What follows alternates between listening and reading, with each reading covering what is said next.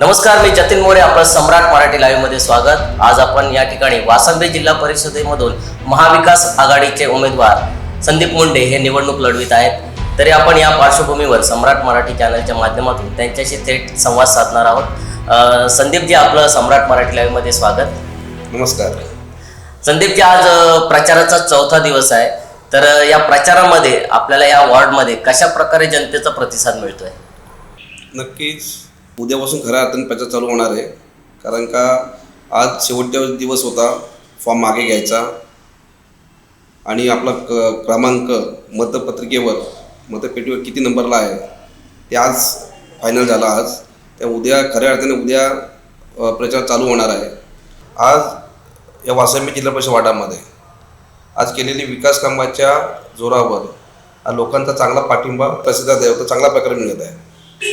Sir, आपण जे आपल्या वॉर्डमध्ये म्हणजे सरपंच आहात तुम्ही, त्यामुळे तुम्हाला ह्या भागामध्ये जे काही विकास कामं केली त्या माध्यमातून येथील वॉर्ड जर सोडला तर इतर भागामध्ये कसा प्रतिसाद आहे? गेली 10 वर्ष मागच्या 2013चे जिल्हा इलेक्शन असू दे का 2017चं जिल्हा परिषद इलेक्शन असू दे, माझी पत्नी उमा मुंडे जिल्हा परिषद सदस्य होती व महिला बाल कल्याण सभापती होती. व त्या जिल्हा 10 वर्षाच्या कालखंडामध्ये आज आदिवासी वाड्या असतील किंवा बौद्धवाड्या असतील किंवा इतर प्रत्येक गावामध्ये आज विकास कामं केलेली आहेत. आपलं मुपाडाचं मच्छी मार्केट असू द्या का, दिव्यांगांना स्कूटीचं वाटप असू द्या, लॅपटॉप वाटप असू द्या, महिलांना रोजगारासाठी घरघंटी असू द्या, मसाला चक्की असू द्या, तसेच माझ्या आदिवासी बांधवांचे जाती दाखले काढण्यापासून तर ज्येष्ठ नागरिकांपर्यंत लहान मुलांना साठी खेळण्यासाठी आपण खेळण्याचं साहित्य बसवलेलं आहे. ज्येष्ठ नागरिकांसाठी एक छोटंसं आपण विरंगुळा म्हणून एक गार्डन बनवलेलं आहे. अशी जिल्हा परिषद विविध विकास कामं केलेली आहे. आता सध्याच आपण तटके साहेबांच्या माध्यमातून दानपाट्यापासून जी माझी महिला भगिनी, जे माझे कॉलेजचे मित्र असतील किंवा इतर कामगार असतील, त्यांना रात्री 10 नंतर 11 नंतर येण्याचा खूप त्रास होत होता, अंधार होत होता तिथे. तर तटके साहेबांच्या सोबत आम्ही तो प्रश्न मांडला. तटके साहेबांनी ताबडतोब दानपाट्यापासून तर सेबी रोडपर्यंत सोलर पथदिवे लावले. म्हणजे असे प्रत्येक घटकापर्यंत आपण विकास कामं आपण केलेली आहेत. त्या विकास कामं केल्यामुळे नक्कीच लोक त्या विकास कामाचा विचार करणार आहेत. तसं वासंबी ग्रामपंचायत मध्ये सरपंचपद मिसेस आहे, त्या माध्यमातून खूप विकास कामं केलेली आहेत. आता एक पंचायत येते लोधिली ग्रामपंचायत. त्या लोधिली ग्रामपंचायतमध्ये एक चांगला आपला जनसंपर्क आहे. त्या जनसंपर्क जीवावर आपण नक्कीच लोक तिथे मतदार हे विचार करतील.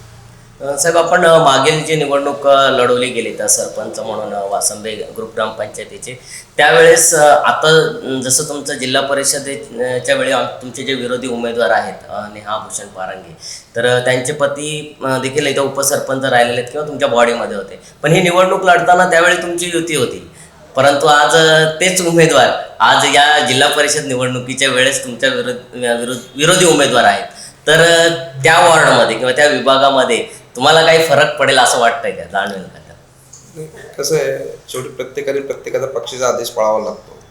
जरी आमची मैत्री असली किंवा आम्ही एकत्र काम केलं असलं तरीसुद्धा ते त्यांच्या पक्षाचं पालन करत आहेत, मी माझ्या पक्षाचं पालन करत आहे. त्याच्यामुळे आज जरी आम्ही एकत्र पूर्वी असलो, आता एकमेकांच्या विरुद्ध लढत आहोत, तर सुद्धा ही मैत्रीपूर्ण लढत आहे. आत्ताची जी निवडणूक आता तुम्ही लढवत आहात, तर जे पहिले विरोधी होते परंतु आता तुमच्याबरोबर समजा उद्धव बाळासाहेब ठाकरे गट असतील, शेका पक्ष असतील किंवा असे विविध किंवा मनसे असतील, तर हे सगळे घटक पक्ष वगैरे आज तुमच्या सोबत आलेले आहे, हे समीकरण बघायला मिळतं. तर काय वाटतंय, बळ वाढलेलं आहे काय, कसं? नक्कीच बळ वाढलेलं आहे. कारण का 10 वर्ष ही राष्ट्रवादी काँग्रेस पक्षाची सिटिंग सीट होती. त्यामुळे ह्या सिटिंग सीटवर नक्की राष्ट्रवादी पक्षाचा दावा होता. राष्ट्रवादी काँग्रेस पक्षामध्ये तसं मी इच्छुक नव्हतो, पण राष्ट्रवादी काँग्रेस दुसरा कोण इलेक्शन निवडणूक लढवायला कोण तयार नाही आहे. पण ही सिटिंग सीट असल्यामुळे हिला घड्याळाच्या चिन्हावर कोणतरी लढवावं असं आमच्या ज्येष्ठ नेत्यांचं म्हणणं होतं. त्याच्यामुळे कोण इच्छुक नसल्यामुळे ही मी लढवत आहे इलेक्शन. मी कार्यकर्त्यांच्या आग्रहाखातीर ही इलेक्शन लढवत आहे. म्हणजे आता जसं की जनतेतून देखील काही असा सूर येतोय की घराणेशाहीचं येतं की प्रत्येक वेळी प्रत्येक पदासाठी नाही, घराणेशाहीचं तुम्ही बोललात ना, तेच मी सांगतोय का ही जी सिटिंग 10 वर्ष सिटिंगची राष्ट्रवादी काँग्रेस पक्षाची आहे, 2 वेळा घड्याळाच्या चिन्हावर इथे उमेदवार निवडून आले आहेत. राष्ट्रवादी काँग्रेस पक्षामध्ये जेव्हा मिटिंग घेतली त्यावेळेस मी सांगितलं मी इलेक्शन लढवत नाहीये, दुसरं कोणी इलेक्शन लढवावं, कोणी तयार नाहीये. कोणी तयार नसल्यामुळे एक वरिष्ठांचा आदेश किंवा कार्यकर्त्यांची मागणी म्हणून इलेक्शन लढवत आहे. त्यामुळे यामध्ये घराणेशाहीचा विषय येत नाही. हां, मी स्वतःहून इच्छुक असतो, मी भांडून तिकीट घेतलं असं घराणेशाहीचा विषय होता, पण कुठलाही राष्ट्रवादी काँग्रेसमध्ये कार्यकर्ता तयार नाहीये. त्याच्यामुळे ही पक्षाच्या चिन्हावर लढवणारा कोण तयार नसता मी लढवत आहे इलेक्शन. तुम्ही आतापर्यंत जे विकास कामं केलेत, आदिवासी वाडे असतील किंवा दलित वस्ती असेल, अशा बऱ्याच ठिकाणी तुम्ही बरेचशी विकास कामं केलेली आहेत. तर असं वाटतंय की तुम्हाला की ह्या वॉर्डमध्ये असा कुठला गंभीर प्रश्न जो राहिलेला आहे किंवा तो पूर्ण करायचा आहे म्हणून? हां, नक्की तुम्ही प्रश्न विचारला, कारण की इथे डम्पिंग ग्राउंडचा खूप मोठा प्रश्न आहे आणि माझं विजन आहे की येणाऱ्या काळामध्ये डम्पिंग ग्राउंड म्हणजे जे कचऱ्याची विल्हेवाट, पूर्वी कसं होतं या मोपाडा ग्रामपंचायतच्या हद्दीमध्ये एक मोपाडा मार्केट असायचं, त्यानंतर रिस मार्केट चालू झालं आणि आता तुम्ही दानफाटा ते पराडा कॉर्नर सगळे रोड गाळे झालेले आहेत. त्यामुळे कचऱ्याची समस्या खूप मोठी भयंकर झालेली आहे. त्यामुळे हा पुढचा असेल का कचऱ्याची विल्हेवाट लावणं, डम्पिंग ग्राउंडचा प्रश्न हे सोडवणं हे महत्त्वाचं आहे माझ्या दृष्टीने. दुसरी गोष्ट की ज्येष्ठ नागरिकांसाठी मोठ्या प्रमाणामध्ये विरंगुळासाठी एक त्यांच्यासाठी गार्डन असणं गरजेचं आहे, तो एक महत्त्वाचा प्रश्न आहे. तिसरं म्हणजे काही ठिकाणी पाण्याची समस्या भेडसावत आहे, काही ठिकाणी पाणी मुबलक मिळतं, त्यासाठी तो एक आपलं एका म्हणजे वासंबी जिल्हा परिषद प्रत्येकाला पाणी मिळालं पाहिजे. आणि चौथा महत्त्वाचं म्हणजे आरोग्य केंद्राची गरज आहे. इथे आपल्याकडे 2 उपकेंद्र आहेत, जेणेकरून आज बघतो आपण एवढी महागाई वाढलेली आहे, परमनंट नोकऱ्या नाही आहेत, एक 10 ते 15 हजार जास्तीत जास्त जे तरुण आहेत त्यांचं 10 ते 15 हजार पगारच मिळत आहे. त्याच्यामध्ये आजारपणं वाढलेली आहेत. त्याच्यामध्ये हॉस्पिटलची जे डॉक्टरांची फीज म्हणा किंवा हॉस्पिटलचं मेडिसिनचं आपण किमती बघतो. एक मोफत एक आरोग्य केंद्र तेवढं गरजेचं आहे. येणाऱ्या काळामध्ये मी त्यासाठी खूप प्रयत्न करणार की इथं आरोग्य केंद्र झालं पाहिजे, जेणेकरून इथल्या लोकांना मोफत औषध उपचार झालं पाहिजे. आता तुमच्या विरोधात आता जे उमेदवार उभे आहेत, तर असं वाटतंय का तुम्हाला की ही उमेदवार काय तुमच्या समोर असं आव्हान आहे असं वाटतंय काय? नाही, तसं प्रत्येक निवडणूक ही आव्हानात्मक असते, कारण का कोणी जो उमेदवार उभा राहतो कुठल्या पक्षाचा असू दे तो जिंकून येण्याच्या उद्देशाने राहतो.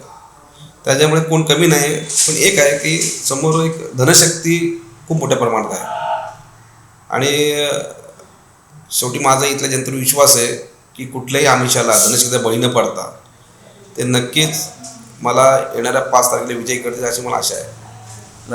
मतदारांना तुम्ही काय आव्हान कराल त्यामध्ये? मतदारांना मी हात जोडून विनंती करेल, आव्हान करेल की तुम्हाला जर वाटत असेल की या वासंबे जिल्हा परिषद वार्डामध्ये मी कामं केली असेल किंवा कामं करू शकेल तर मला तुम्ही हक्काने मतदान करा. तुम्हाला जर वाटेल मी कामच केली नसेल किंवा पैशाच्या किंवा इतर आमिषाला पडत असाल तर शेवटी विकासाला मत का धनशक्तीला मत हे तुम्ही ठरवायचं आहे. या ठिकाणी आपण जिल्हा परिषदेचे महाविकास आघाडीचे उमेदवार संदीप मुंडे यांच्याशी संवाद साधला. यावेळी त्यांनी सांगितलेलं आहे की या ठिकाणचे त्यांनी जे विजन तयार करत असताना येथील काही गंभीर प्रश्न आहेत, जे की डम्पिंग ग्राउंड असेल, येथील सुसज्ज हॉस्पिटल असेल, या दृष्टीने ते त्यांचं विजन त्यांनी तयार केलेलं आहे. त्याचप्रमाणे पाण्याची समस्या असतील त्यासाठी देखील ते काम करणार आहेत. आणि विशेष करून त्यांनी त्यांच्या सरपंच असताना त्यांनी जी काही विकास कामं केलेली आहेत, तर एकंदरीत ती विकास कामच हा त्यांचा प्रचाराचा महत्त्वाचा मुद्दा आहे असं त्यांच्या मुलाखतीमधून दिसून येत आहे. तरी आपण या ठिकाणी त्यांना या निवडणुकीसाठी चॅनलच्या वतीने शुभेच्छा व्यक्त करतो आणि इथेच थांबतो.